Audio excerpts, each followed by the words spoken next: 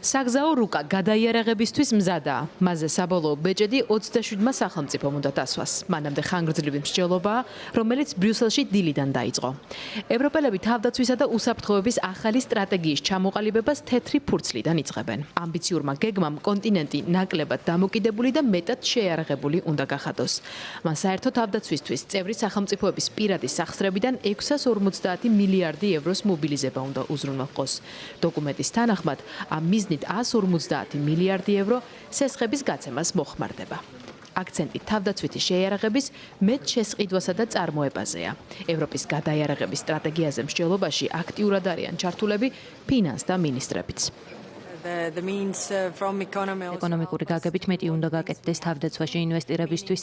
გუშინ წარმოვადგინეთ თავდაცვის თეთრი ფურცელი. ამ მხრივ უკვე განვიხილეთ ფონდების მოძიების საკითხიც. თუ ჩვენ საკმარის ჩავდებთ თავდაცვაში, ეს შეაკავებს აგრესორს ჩვენი თავდასხმისგან, ამიტომ უნდა გაკეთდეს მეტი. გადაიარაღების ინიციატივით რეალურად ხდება რეგულაციების შემსუბუქება, რომ გაკეთდეს მეტი თავდაცვისთვის.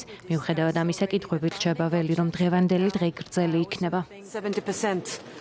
ევროპელების 70% თვლის, რომ მხოლოდ ევროკავშირს შეუძლია მათი დაცვა. ამიტომ დღეს ჩემი გზავნილია, რომ გვჭირდება ვიყოთ ძლიერები. ჩვენი მოქალაქეები თავს უნდა გრძნობდნენ უსაფრთხოდ და რაც მთავარია, გარკვეული საკითხები უნდა გავამარტივოთ. როგორ უნდა იგრძნონ თავი ევროპელებმა უსაფრთხოდ? პირველ რიგში ჩვენ უნდა გავაგზავნოთ მკაფიო გზავნილები უკრაინაზე. როგორ და რაში ვხარჯავთ ჩვენს ფულს?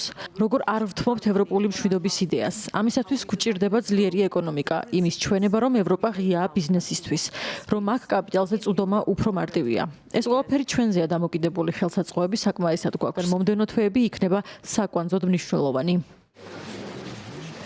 საკანონმდებლო ინიციატივა თეთრი ფურცელი ევროპული თავდაცვისთვის 2030 წელზე აკეთებს გათვლას. ის პანევროპული პროექტია, რომელიც თავდაცვის ინდუსტრიისთვის ევროპის ერთიანი ბაზრის პრინციპის ამოქმედებას გულისხმობს. კერძოდ, დოკუმენტში გაწერილია ის ნაბიჯები, რომლებმაც ევროპელებს ბიუროკრატიული ბარიერები უნდა მოუხსნას თავდაცვაში მოქნილი ინვესტიციებისთვის.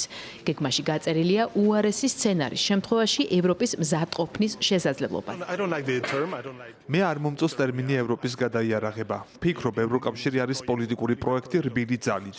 ამ მხრივ მნიშვნელოვანია ჩვენი აქტივების ხაზგასმა, მიუხედავად იმისა, რომ გვაქვს ვალდებულებაც და ძალაც. ჩემი პრინციპული წინააღმდეგობა სწორედ ამას ეხება. თავად საკითხის შინაარსს, რაც შეეხება. მე მივესალმები თავდაცვის ხარჯების ზრდას.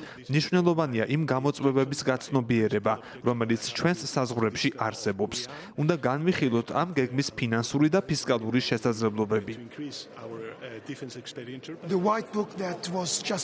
წარმოდგენილი თეთრი ფურცელი სწორ მიმართულებას გვთავაზობს. დეტალებზე სამსჯელოა. ვფიქრობ, თავდაცვის ერთიანი ბაზარი გვესაჭიროება. მეტი უნდა ვიყიდოთ და ვაწარმოოთ მეტი ევროპული პროდუქტი. ეს კი უნდა გავაკეთოთ ჩვენი ამერიკელი და ნატოელი პარტნიორების მონაწილეობით. რეგულაციების მოხსნა, რომელიც ამარტივებს პროცედურებს, მნიშვნელოვანია, რათა კომპანიებმა საზღვრებს მიღმა იმუშაონ. მხოლოდ კერძო დანაზოგების შემთხვევაში შევძლებთ ჩვენი ეკონომიკების ზრდას. მშვიდობასთან ერთად გვესაჭიროება კეთილდღეობაც. დიდი ნაბიჯი იდგმება სწორი მიმართულებით. უკვე ბევრი გავაკეთეთ. თავდაცვის ხარჯებზე შემუშავებული სასესხო პაკეტით გერმანია, როგორც ევროპის ცენტრში მდებარე სახელმწიფო, შეძლებს იმის გაკეთებას, რაც ამ მოცემულობაში სავალდებულოდ გამოიყურება. ამასთან ჩვენ უნდა გავაგრძელოთ უკრაინაში ხანგრძლივი მშვიდობის მიღწევის შესაძლებლობაზე მკაფიო პოზიციებით საუბარი. ეს კი ნიშნავს იმას, რომ უკრაინას უნდა შეეძლოს საკუთარი დამოუკიდებლობისა და სუვერენიტეტის დაცვა, საკუთარი გზის განსაზღვრა, საკუთარი ლიდერების თავადვე არჩევა და საკუთარი ჯარის ყოლა.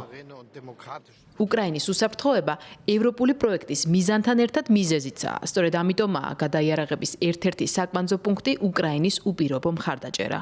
ვოლოდიმირ ზელენსკი ამ საკითხზე ევროპელ კოლეგებთან ერთად დისტანციურად მსჯელობდა. რუსულმა აგრესიამ ბევრი ისეთი ევროპული ქვეყანაც გამოაფხიზლა, რომელიც მანამდე მოსკოვიდან მომავალ საფრთხეში რთული დასარწმუნებელი იყო. მათი როლი ბლოკში ახლა სხვებმა იკისრეს, თუმცა ის, რომ საერთო უსაფრთხოება გასაძლიერებელია, ყველას ესმის.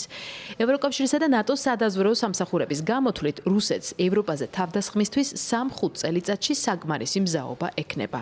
ყველაზე უკეთ ამის ალბათობას მისი მეზობლები ხედავენ. ვიტყოდი, რომ როგორც მეორე მსოფლიო ომის წინ იყო, ჩვენ ახლაც ვდგავართ სტრატეგიული არჩევანის წინაშე. უკრაინა ახლაც ძვირფას დროს გჩუქნის ჩვენი თავდაცვითი შესაძლებლობების გასაძლიერებლად. მე მივესალმები ევროკომისიის ინიციატივას გადაიარაღების შესახებ. დიახ, უნდა აღვიჭურვოთ, რადგან წინააღმდეგ შემთხვევაში იქნება რუსული აგრესიის მორიგი ტალღა. ნათელია, რომ უკრაინას სჭირდება ჩვენი შეიარაღება და ჩვენ ეს უნდა გავაგრძელოთ. უნდა გავზარდოთ ზეწოლა რუსეთზე. მათ შორის მე-17 სასანქციო პაკეტით, სამაგო ხაზითა თუ გათხევადებული გაზის იმპორტის თვალსაზრისითაც.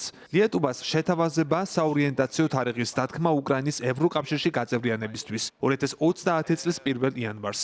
ეს უკრაინელ მეგობრებს მისცემს მოტივაციას შეასრულოს ყველა საჭირო პირობა. ესტონეთმა გადაწყვიტა საკუთარ თავდაცვაზე მთლიანი შიდა პროდუქტის 5% დახარჯოს. ჩვენ ვიცით, რომ პუტინი მიზნებს არ შეიცვლის და ყველაფერი, რაც უკრაინაში ხდება, შესაძლებელია მოხდეს ევროპასა და ნატოს ქვეყნებშიც. ამიტომაა საჭირო თავდაცვაში ინვესტირება. იმედი გვაქვს, რომ ცენტრალიზებული თუ საგრანტო პროექტების მეშვეობით აღმოსავლეთის ფლანგს თავდაცვაზე ფოკუსირების მეტი საშუალება მიეცემა. თუ ჩვენ გვსურს, რომ ამერიკის შეერთებულ შტატებსა და ჩინეთს გავუწიოთ კონკურენცია, უნდა ვიმოქმედოთ. მას შემდეგ, რაც 2 კვირის წინ ამერიკის შეერთებული შტატების ახალმა ადმინისტრაციამ უკრაინას დროებით სამხედრო დახმარება შეუჩერა, ევროკავშირის წევრმა სახელმწიფოებმა გადაიარაღებისა და უკრაინის მხარდაჭერის 800 მილიარდიანი საგანგებო გეგმა დააანონსეს. ის ევროპის თავდაცვით ავტონომიურობას ითვალისწინებს. ამ იდეის ირგვლივ ევროკავშირს არაწევრი სახელმწიფოების მხარდაჭერაც აქვს.